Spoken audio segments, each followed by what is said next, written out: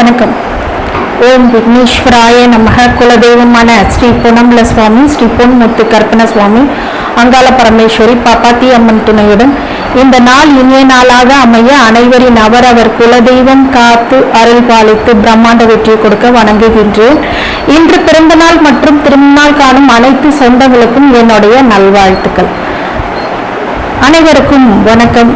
இன்றைக்கு நம் பாடலி அப்படின்னு பார்த்தீங்கன்னா குரு பெயர்ச்சி. இந்த குரு பெயர்ச்சி 2026ஆம் ஆண்டு எப்படி இருக்க போகுது? பொதுவா குரு பெயர்ச்சி அப்படின்னாலே எல்லாத்துக்கும் ஒரு ஆறுதல் கொடுக்க வேண்டிய விஷயம். எப்பவுமே பாத்தீங்கன்னா பொதுவா ஒரு புலம்பல் இருக்கு, எந்த பெயர்ச்சி வந்தாலும் எனக்கு மாற மாட்டேங்குது அப்படின்னு. அந்த மாதிரி குரு பெயர்ச்சி வந்தா மாறுமா அப்படிங்கிற சில விஷயங்களை நான் இன்னைக்கு சொல்றேன். வீடியோ முழுக்க பாருங்க. சப்ஸ்கிரைப் பண்ணாம இருந்தீங்கன்னா சப்ஸ்கிரைப் பண்ணுங்க, சப்போர்ட் பண்ணுங்க. குரு பெயர்ச்சின்னு சொல்லும் போது முதல்ல நம்ம தெரிஞ்சுக்கிறது, ஜூன் 2ஆம் தேதி குரு பெயர்ச்சி நடக்குது. இந்த குரு பெயர்ச்சி உச்ச குருவாக 5ஆம் இடத்துக்கு வந்து உங்களுக்கு மிகப்பெரிய யோக பலத்தை கொடுப்பாரா, இல்லை சங்கடத்தை கொடுப்பாரா, எங்கெல்லாம் கவனமா இருக்கணும், எங்கெல்லாம் நம்மளுடைய வாழ்க்கையில மிக முக்கியமான முடிவுகளை எடுக்கணுமா அப்படிங்கறதெல்லாம் இந்த குரு பயிற்சி வச்சு முடிவு பண்ணலாம். சனி பயிற்சின்னா எல்லாத்துக்கும் ஒரு பயம்.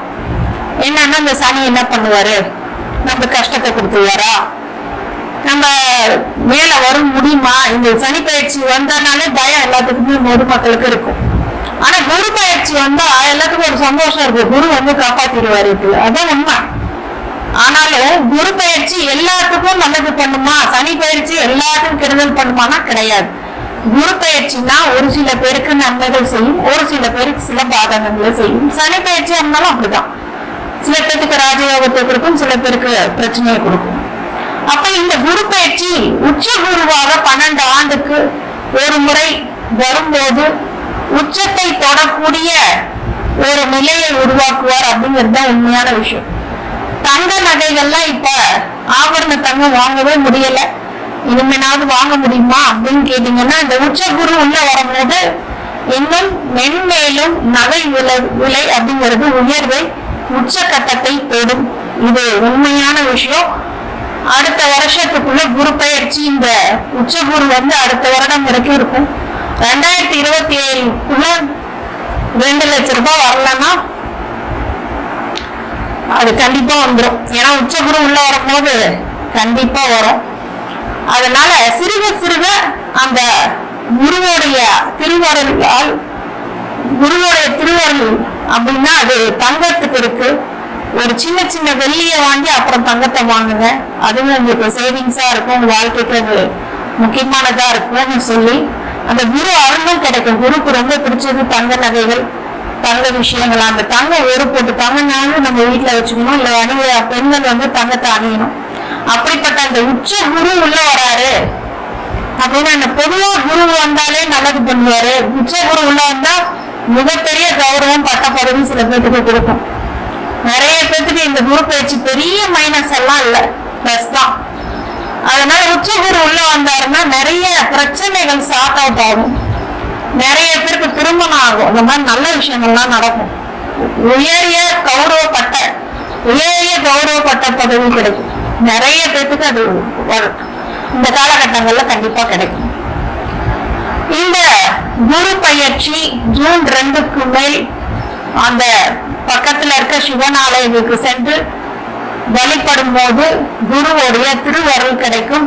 இந்த குரு எங்கெல்லாம் பாக்குறாரு, யார் யாருக்கெல்லாம் இந்த வருடம் 2026 ஜூன் 2க்கு மேல யார் யாருக்கெல்லாம் நல்லது பண்ண போறாரு, கண்டிப்பாக 5ஆம் இந்த இடத்துல இருக்கக்கூடிய கடகம் தன்னுடைய 5, 7, 9 அப்படிங்கிற பார்வைக்கு ஒரு பலன் இருக்கு.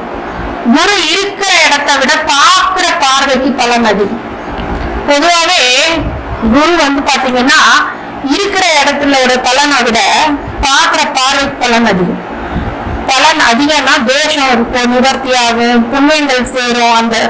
அந்த கட்டம் வந்து மிகப்பெரிய உயர்வை கொடுக்கும், நன்மை செய்யும். தீமை செய்யலாம், நன்மை அதிக அளவுல செய்யும். அப்படிங்கும் போது இந்த குரு பெயர்ச்சி அப்படிங்கிறது தன்னுடைய பார்வை மூலமாக விருச்சகத்தையும் மகரத்தையும் மீனத்தையும் பார்க்கிறார். 5, 7, 9 அப்படிங்கிற பார்வையில பாக்குறார். அப்படிங்கும்போது இந்த 3 ராசிகளுக்கு மிகப்பெரிய யோக பலன்கள் அப்படிங்கிறது கண்டிப்பா காத்திருக்கு. டாப் மோஸ்ட் அந்த 3 மெம்பர்ஸ். சரி, அதுக்கப்புறம் யார் யாருக்கெல்லாம் நல்லா இருக்க போகுது அப்படிங்கிறது வரக்கூடிய துலாம் ராசிக்காரங்க. துலாம் ராசிக்காரங்களுக்கு இப்போது குரு பயிற்சி எப்படி இருக்க போகுது?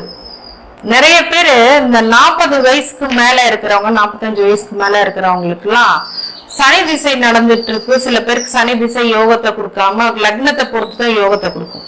அது யோகமா அவயோகமான்றதெல்லாம் தெரியாது. அப்ப அந்த ஜாதகத்தை பார்க்கணும். இப்ப சனி திசை சில பேருக்கு ரொம்ப வேர்ஸ்டா இருக்கு, தசா புத்தி கொஞ்சம் வேர்ஸ்டா இருக்கு அப்படின்னா, இப்ப இந்த காலகட்டங்கள்ல 10ல குரு வரும்போது தொழிலுக்கு குரு வராரு. அப்ப 10ல குரு வர்றதுனால பட்டம் பதவி போகுமா அப்படின்னு கேட்டாங்கன்னா அது காமனான கருத்து. அதுல எல்லாம் உண்மை கிடையாது. 10ல குரு வரவங்களுக்கு நிறைய பேரு பட்டம் பதவி புகழ் அப்படிங்கறதெல்லாம் அலங்கரிக்கக்கூடியதா கண்டிப்பா இருக்கு. பொதுவாகவே பாத்தீங்க அப்படின்னா இந்த காலகட்டம் அப்படிங்கிறது ரொம்ப மகிழ்ச்சிகரமான காலகட்டம்னு சொல்லலாம். இப்ப நிறைய பேருக்கு என்ன ஆகும்னா, திருமணம் போன்ற நிறைய விஷயங்கள்ல ரொம்ப தாமதப்படுத்தி கஷ்டப்படுத்தி இருக்கக்கூடிய துலாம் ராசிக்காரங்களுக்கு இப்ப துலாம் ராசிக்கு தொழில ரொம்ப ஒரு பெரிய என்ஃபோர்ஸ்மெண்ட் அப்படின்னு இருக்கும். ஒரு தொழில நல்ல ஒரு முக்கியமான வளர்ச்சி அப்படின்றது இருக்கும். தொழில எப்பவுமே பொதுவா பாத்தீங்கன்னா உத்தியோகமா இருக்கட்டும் தொழிலா இருக்கட்டும் 10ல குரு வரும்போது பதவி போகுமான்னா எல்லாத்துக்கும் அது நடக்காது. அதே மாதிரி உங்களுக்கு அவர் ஒரு பாவி, அதாவது உங்களுக்கு விரோதம். குருக்கு சுக்கிரன் எப்படி பகையோ 10ல வரும்போது உங்களுக்கு நெகட்டிவ் பலனை கொடுக்க மாட்டாரு, பாசிட்டிவ் பலனை தான் கொடுப்பாரு.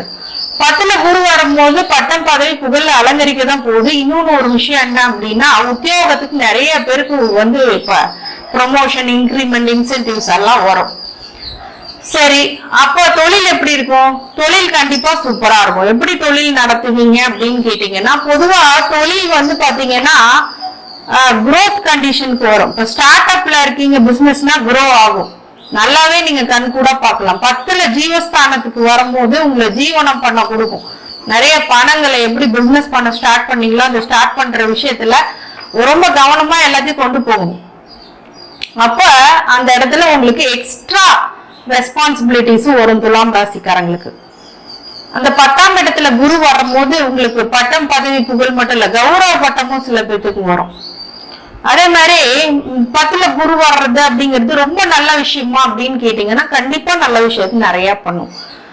இன்னும் பொருளாதாரம் நல்லா இருந்தா தானே இந்த காலத்துல அது ரொம்ப முக்கியமானதா பார்க்கப்படுது. அதனால அந்த பொருளாதார மேன்மை அப்படிங்கிறது தொழில் மூலயமாக நல்லா கொடுக்கும். நிறைய பேர் இந்த பிரான்ச்சஸ் ஸ்டார்ட் பண்ணுவாங்க. இம்போர்ட் எக்ஸ்போர்ட் ரொம்ப நல்லா இருக்கும். ஃபேஷன் டிசைனிங் பண்றவங்களுக்கு நல்லா இருக்கும். இப்போ இந்த கல்வித்துறை, அப்புறம் இந்த கோச், மென்டாஸ், அவங்களுக்கு எல்லாம் சூப்பரான டைம் இந்த துலாம் ராசிக்கு. அப்ப இந்த மாதிரி எஜுகேஷனல் இன்ஸ்டிடியூஷன் வச்சிருக்கவங்க, இல்ல சின்னதா ஏதோ ஒரு டியூஷனை கத்து கொடுக்குறேன், ஏதோ ஒரு கோச் பண்றேன், டியூஷன் எடுக்கிறேன், டுட்டோரியல்ஸ் எடுக்கிறோம் அப்படின்றதெல்லாம் பாத்தீங்கன்னா ஒருத்தர் அடுத்ததுக்கு அட்வைஸ் பண்ணி அவங்க கல்வி மூலியமாக தன்னுடைய வாழ்வாதாரத்தை உயர்வக்கூடிய மெம்பர்ஸ்க்கு எல்லாத்துக்கும் இந்த காலகட்டம் ரொம்ப பளிச்சலான காலகட்டம். சரி, இப்ப அந்த இருக்கிற இடத்தை விட பாக்குற பார்வைக்கு பலன் அதிகம்னு சொல்லுவாங்கல்ல, குரு வர்ற இடத்தை விட பாக்குற பார்வைக்கு பலன் அதிகம் அப்படிங்கிற விஷயத்துல பொறுத்த வரைக்கும் பாத்தீங்கன்னா, அப்ப 2ஆம் வீட்டை பாக்குறாரு. 2ஆம் வீட்டை பாக்குறாரு. அப்ப 2ஆம் வீட்டை தன குடும்ப வாக்கு பாக்குறாரு. அப்ப இது நாள் வரைக்கும் பொருளாதார நிலைமை அப்படிங்கிறது கொஞ்சம் கஷ்டமா இருந்தாலும் பொருளாதாரம் சரியாகக்கூடிய நிலை அப்படிங்கிறது ஏற்படும். பொருளாதார வரவுகள் வரும். நிறைய பேருக்கு நிறைய விஷயங்கள் ரொம்ப கஷ்டமா இருக்குங்க, பணம் காசே சம்பாதிக்க முடியலன்றவங்க கூட இப்ப சம்பாதிப்பாங்க. பொருளாதாரம் ரொம்ப நல்லா இருக்கும். குடும்பத்துல இது வரைக்கும் சண்டை சச்சரவா இருக்குங்க, ரெண்டு புரிஞ்சிக்காம இருக்காங்க, ப்ராப்ளமாவே இருக்கு அப்படின்னா இப்ப குடும்பத்துல சந்தோஷம் வரும், நிம்மதி பிறக்கும், நிறைய நல்ல விஷயங்கள்லாம் நடக்கும் குடும்பத்துல. குடும்பம் நிம்மதியா இருந்தாலும் நம்ம நிம்மதியா இருக்க முடியும். வீட்டுக்கு வரும்போதே சண்டை சச்சரவா இருந்ததுன்னா என்ன பண்ண முடியும்? அப்படியே போயிட வேண்டியதுதான். இல்ல அப்படின்னா நிம்மதியே இல்லையே அப்படின்னு சொல்லி புலம்பிட்டு இருக்க வேண்டியது. அப்படி வீட்டுல இருக்கிறவங்களுக்கு நிம்மதி வரும், சந்தோஷம் வரும்னா இந்த காலகட்டத்தை சொல்லுவோம். அதே மாதிரி பொருளாதாரம் மட்டுமல்ல, வாக்குஸ்தானத்தையும் அவர் பாக்குறாரு. அப்படிங்கும் போது கண்டிப்பாக நீங்க சொல்ற சொல்லுக்குன்னு ஒரு மரியாதை சொசைட்டில ஏறப்போகுது. அதாவது சொசைட்டில உங்களை பார்த்து மதிப்பு மரியாதை, வார்த்தைக்கு மதிப்பு மரியாதை ஏறப்போகுது. அவர் சொன்னா கரெக்டா தாங்க இருக்கும். அந்த மாதிரி விஷயங்கள்லாம் நீங்க பண்ணுவீங்க. மிகப்பெரிய ஒரு செல்வாக்கு கூடக்கூடிய காலகட்டம் அப்படின்னு சொல்லலாம். உங்க வாக்குக்கு மரியாதை கொடுத்தாலே செல்வாக்கு தானே. உங்களோட பேச்சன்னு ஒருத்தவங்க கேட்டாலே, வீட்டுல நான் அவ்வளவோ சொல்றேங்க, என் பையன் பொண்ணே கேட்க மாட்டேங்குது, இப்ப கேட்பாங்க, ஃபேண்டாஸ்டிக்கா கேட்பாங்க. அப்ப நம்ம இந்த காலகட்டங்கள் அப்படிங்கிறது தனத்திலையும் குடும்பத்திலையும் உங்களுடைய வாக்குக்கும் மிகப்பெரிய செல்வாக்கு கூடக்கூடிய நாள் காலம் அப்படின்னு சொல்லலாம். இந்த காலத்தை நீங்க மதிப்பிட்டு அப்படி கொண்டு போகும்போது நல்ல பிராப்தங்கள் உருவாகும் துலாம் ராசிக்காரன். அடுத்தது 4ஆம் வீட்டை பாக்குறாரு. லட்சுமி கடறணும்னா என்ன பண்ணணும்? அந்த 4ஆம் வீட்டை பார்த்தா லட்சுமி சுகஸ்தானத்தை பாக்குறாரு. ஒருத்தர் சுகவாசியா இருக்கணும்னா லட்சுமி கடை சந்தாலும் சுகவாசியா இருக்க முடியாது. எவ்வளவு சொத்து சேர்த்தாலும் டைமே இல்லைன்னு ஓடிக்கிட்டு அந்த இருக்கிறதெல்லாம் அனுபவிக்க முடியாம இருக்கிறது எவ்வளவு ஒரு சிரமமான இது. ஆனா சில பேர் என்ன பண்ணுவாங்க, எல்லாம் சொத்து சேர்த்து வச்சுட்டு வீட்டுல நிம்மதியா அவங்க வீட்டுக்காரம்மா நல்லா நிம்மதியா இருப்பாங்க, ரெஸ்ட்ஃபுல்லா இருப்பாங்க, அவங்களுக்கு எந்த ஒரு வேலையும் பெருசா இருக்காது. சில பேருக்கு ஆட்கள் வேலை செய்யறதுக்கு ஆட்கள் இருக்கும், எல்லாம் சொகுசான வாழ்க்கை. அந்த சொகுசான வாழ்க்கை போறோம். ரிலாக்ஸிங் டைம்னு இப்போ டைம் இருக்கும். கம்ஃபர்டபுள் ஜோனுக்கு வருவீங்க, ரொம்ப ஒரு கம்ஃபர்டபுள் ஜோனுக்கு வருவீங்க. சரி, கம்ஃபர்டபுள் ஜோனுக்கு மட்டுமா வருவீங்க? இன்னொரு விஷயம் என்ன அப்படின்னா, வீடு மனை யோகம் அப்படிங்கிறது இது கொடுக்கும். நிறைய பேர் வீடு கட்டுவீங்க, லக்ஸரிஸான வீடு கட்டுவீங்க, பங்களா மாதிரி வீடு கட்டுவீங்க, மனம் வாங்குவீங்க. ரோடு மேல மெயின் ரோட்லயே ஒரு நல்லா இருக்குப்பா அப்படின்னு சொல்ற அளவுக்கு நல்ல இடம் அமையும். வீடு மனை, வண்டி வாகனத்துல பிராண்டடா போகணும் அப்படின்றவங்க பிராண்டு கிடைக்கும். இந்த மாதிரி விஷயங்கள்லாம் வரும். ரியல் எஸ்டேட் துறையில இடத்த வாங்கி விற்கிறதெல்லாம் சூப்பரா போகும். அதே மாதிரி தாயார் வழி சொத்து, தாய் வழி பிணக்கு அப்படி ஏதாவது இருந்துச்சுன்னா இப்ப சரியாகும்.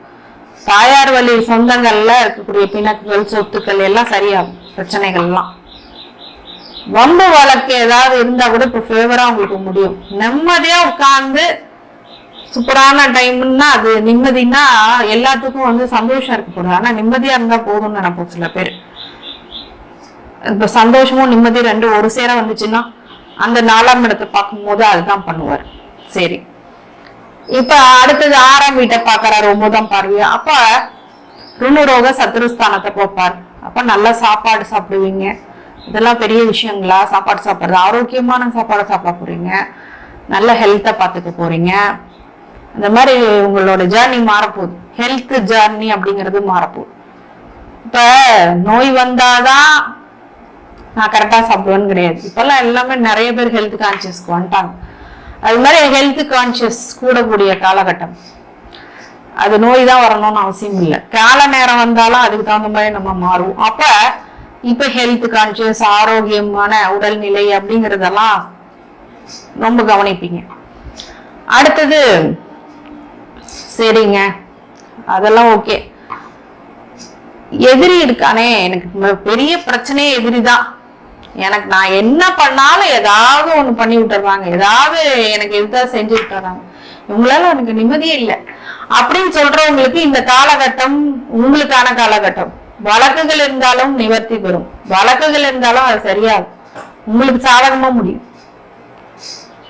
எதிரிகள்லாம் மட்டும் நிக்க மாட்டாங்க இந்த காலகட்டம். மறைமுக எதிரியா இருக்கட்டும், நேரடி எதிரியா, மலைய முட்டினா மண்டதான் உடையும். அது மாதிரி உங்களுடைய காலகட்டம் இது. அப்படிங்கும் போது எதிரிக்கு வேலை இல்லை, இந்த எதிரிகளும் தம்சமாவார். அதே மாதிரி கடன், இந்த கடனை வாங்கி வச்சுட்டு ரொம்ப சிரமமா இருக்குங்கன்றவங்களுக்கு எல்லாம் கடன் நிவர்த்தி பெறக்கூடிய, கடன் சரியா கட்டக்கூடிய பொருளாதார மேன்மை கிடைச்சிரும். கடனை கட்டுவீங்க, நிம்மதியான வாழ்க்கைய ப்ராசஸ் பண்ணுவீங்க.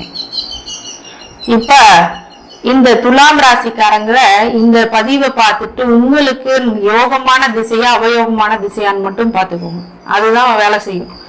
யோகத்தை 50% கோச்சாரம் வேலை செய்யும், 50% உங்களுடைய ஜாதகத்துல, தனிப்பட்ட ஜாதகத்துல தசாபுத்தியை பொறுத்து பலன் கொடுக்கும். யோகமா இருந்ததுன்னா 10 மடங்கா கொடுக்கும், அவயோகமா இருந்தா ஒரு ஸ்டெப்பாவது ஒரு ப்ராஃபிட் கிடைக்கும்.